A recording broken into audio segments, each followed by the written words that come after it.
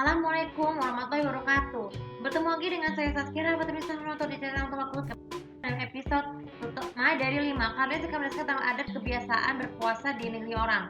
Jadi kita tahu di negara belahan dunia itu agama yang paling dianutnya adalah selain Nasrani adalah Islam.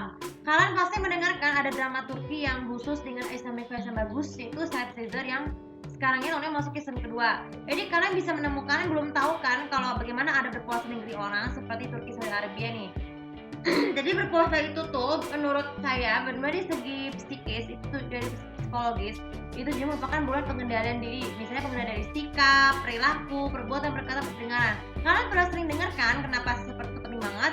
Itu juga untuk mengendalikan diri ya, pengendalikan diri hal-hal yang diinginkan, terutama untuk terdistraksi dengan hal-hal yang buruk seperti perkelahian, terus pelakor itu juga membatalkan puasa loh, berselingkuh juga membatalkan puasa, apalagi berzina ya, terus juga pembulian itu juga membatalkan puasa. Nah, tidak hanya itu saja, pengendalian diri itu tuh dari perbuatan sikap itu tuh bisa mengendalikan sikap amarah, sikap berbohong, ataupun selalu tahan dari godaan apapun yang mungkin terobsesi.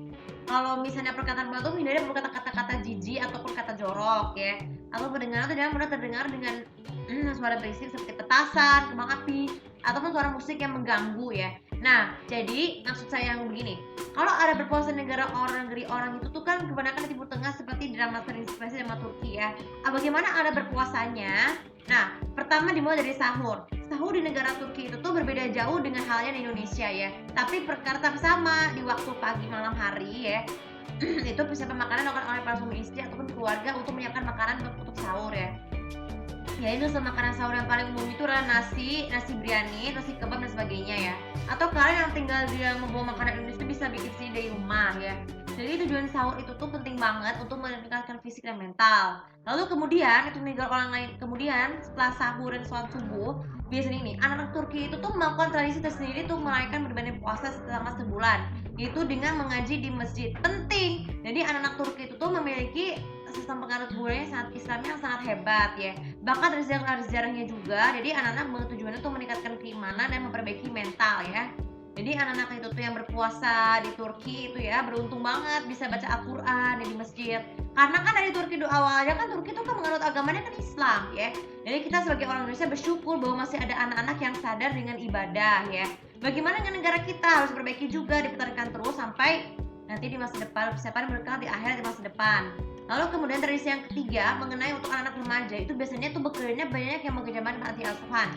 Dari 90-70% anak-anak yang mengalami kehilangan orang tua tuh kan tinggal di panti asuhan tuh, kurang makanan. Jadi kita sebagai orang beruntung wajib mendomba sedekah dengan orang-orang yatim piatu untuk bisa berkah ya.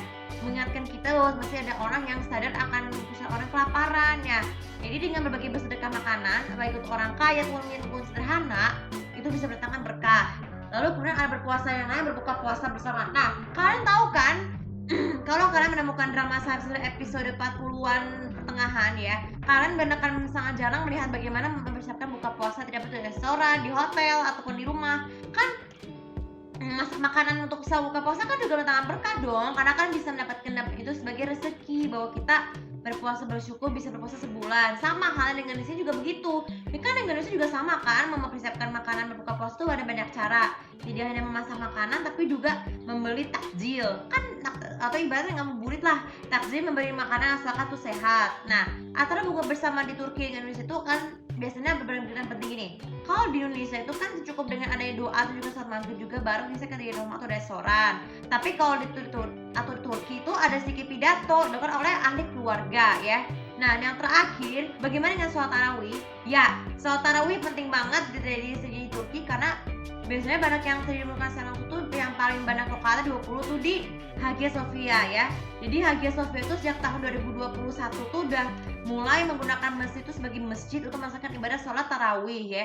Perannya manfaatnya sama, bisa untuk mengurangi tidur di waktu malam ataupun terutama memafitkan malam Lailatul Qadar di negara tersebut. Nah, kalau kalian masih ada yang nanya mereka atau silakan kalian harus komentar ya. Nah, sebagai penutup, jadi Muhammadiyah sudah menetapkan bulan puasa itu pada tanggal 18 Februari 2026 yang merupakan bulan sejak bulan itu musim dingin. Jadi persiapkanlah meta kalian dalam waktu kurang lebih 4 bulan lagi untuk persiapan bulan Ramadan.